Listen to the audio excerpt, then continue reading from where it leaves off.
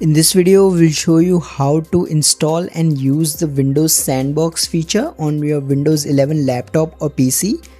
So before you do this, you first need to head to the search menu and then type in Windows License. Now select Activation Settings from the resulting menu. Now here you'll need to ensure that you have a Windows 11 Pro version. If you are on Windows 11 Home, the Sandbox feature won't work.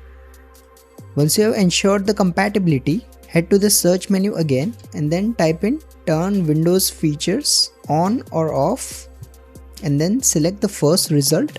Now in the Windows Feature dialog box, you need to scroll down and ensure that the Windows Sandbox entry is selected.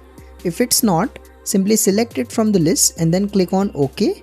It will then ask you to restart your laptop or PC to complete the Windows Sandbox feature installation.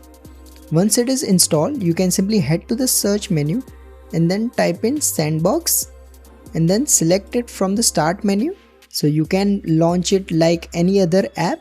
Once the Windows Sandbox is up and running, you'll see this kind of window. You'll see Microsoft Edge, Recycle Bin and a start menu. It will be pretty bare bones, but anything you do here won't impact your actual PC or laptop, so you can do pretty much anything. It will also connect to your internet.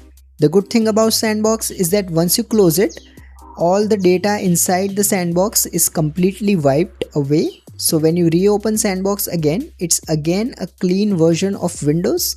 If you find this video useful, please don't forget to like and subscribe to Glitch Guru.